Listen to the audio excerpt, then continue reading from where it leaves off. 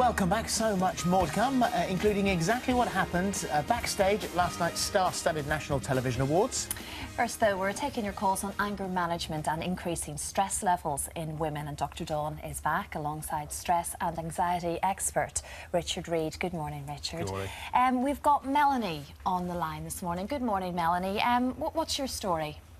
Well, basically, I'm a school teacher and I work 60, 70 hours a week. I also have 2 children. I have to look after the home.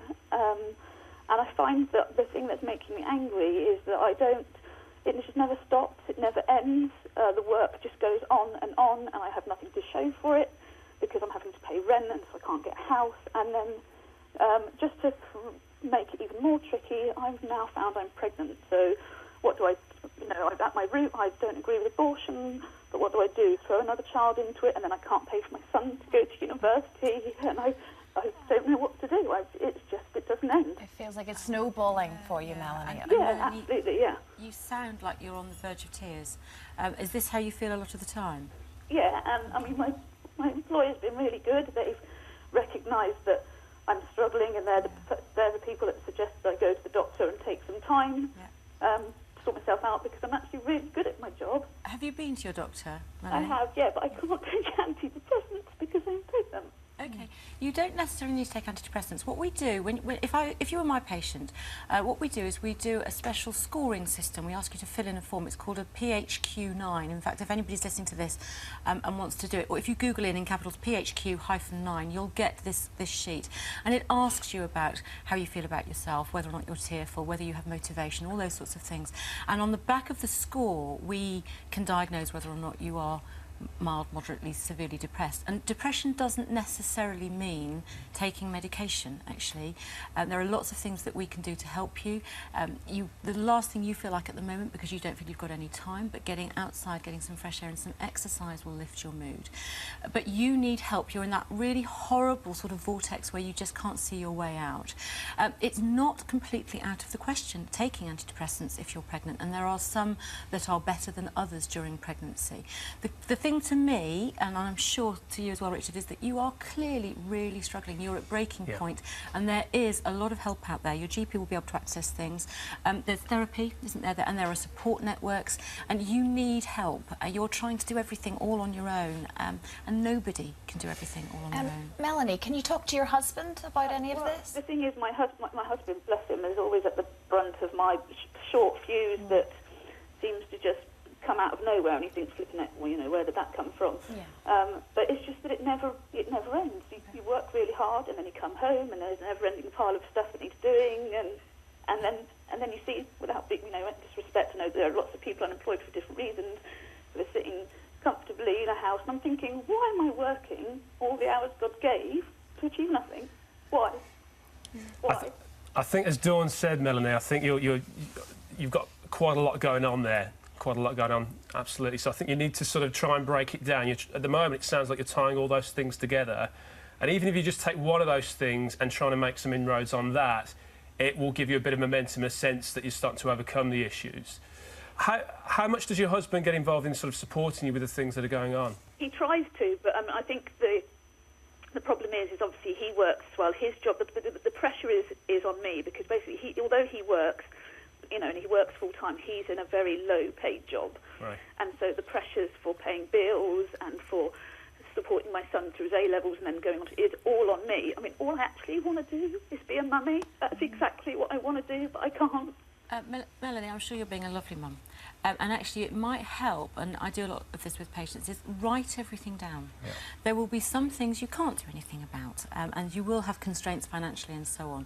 But there will be some things that you can do something about. And as Richard says, even just small changes might make this sort of awful mountain that is crushing you actually start to break that down and to see your way through. So write it down, show that to your husband. I think you're really brave. What about come on, something like on CBT? television. Maybe I could have your cleaner, that would help. Yeah, there you go. Well, that's the point I was making earlier on. Yeah, absolutely. Absolutely. CBT would be really helpful with something like this, Melanie, because it will teach you, first of all, how to start to break the problem down into parts. And I think, as Dawn quite rightly says, what sounds like you're doing at the moment is that you are trying to control everything. And some of these things, it may be they are just the way that they are, but there will be elements that you can influence. And at the moment, because you're trying to tackle them all and give them all the same level of priority, it's going to give you that sense of overwhelm. I think it's sort of filing for your head, really, isn't it? Prioritising. Although you said you had no worth, which I'm sitting here listening to you talk, which just seems to me to be incredible, because you also said that you're a good teacher, that you're good at your job, and that's what you do. Because of being angry and because of bobbling over and fiddling all the time. I appreciate that, but I think maybe someone's got to say to you that you said you were a good teacher. I don't know how many times you've heard people say that the good teachers in your life have a massive influence in who you are, who you become, what you do. So if you are a good teacher and you said you have no worth, already I have to say the teachers I knew that were good teachers had a huge impact in my life. They may not know that, but you do have a worth because of what you do for a living, which is incredible, and you are good at it as well, and you are a good mum, and you've got your kids to show for it. Exactly. All of those things you've got to. I know that doesn't make it any better, but you've got to put the good stuff on one side, and then we'll try and help you with the other stuff on the other side. But don't do yourself down, because A, great mum, B, great teacher. I mean, those are two major tick points in someone's achievement And levels. also, let's be clear about this. You've already said that your employers are very understanding. They're very understanding because they really value you. Absolutely. And they want you to be emotionally and physically well.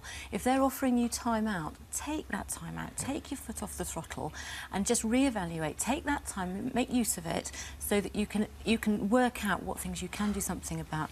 They value you, your kids value you, your husband values you. We think, actually, you're doing an awful lot. Yep. You just need to be a bit kinder to you. Around stress. Yeah, of course. And listen, we've talked about it so much on this show, and the one important thing is the thing that you're doing now is to talk it out. And even when I had the flu, I didn't have time off, and now I am, and it just feels like a failure on my part. Will you do me a favour? Will you? We have a lovely team in our phoning room who've got all sorts of contacts, and they don't keep that all to themselves, by the way. Just because you're not actually Melanie on the telly, we do put them on the website. But will you just hang on and let them talk to you, and we can maybe begin to put this in some sort of semblance of order.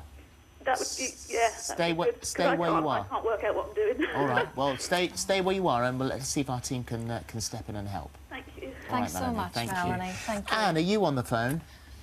Hello. Hi, Anne. You say you suffer from road rage. Yesterday, got out of your car, confronted a coach driver, feel like you're 10 foot tall when you're angry. Do you know what it is that brought that on? Yes, my son was killed in a road accident, and I think I just can't abide bad driving.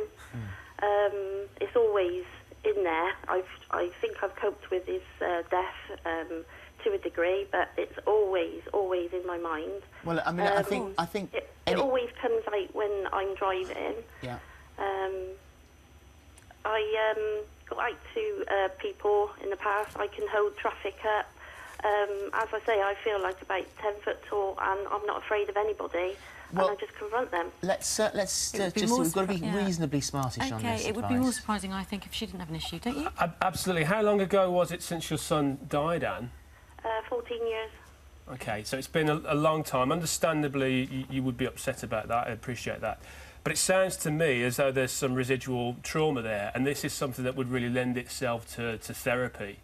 There's a particular kind of therapy called EMDR, which is really good for dealing with these kind of situations, and I think that would help you to get a bit more of a sense of proportion about these traffic incidents. EMDR, for anyone else who's listening who might think that this is something that might help them, is... EMDR stands for eye movement desensitisation and reprocessing, and it's a really short, fast, effective form of treatment for trauma. And I think it would lend itself really well to your kind of situation, Anne. And you think that that's what it is? I'm sure there's a link. You've said it yourself. I think you've recognised it. You just don't know quite how to deal with it. But, you know, your son, you lost your son. Of course you're going to be angry when you see bad driving.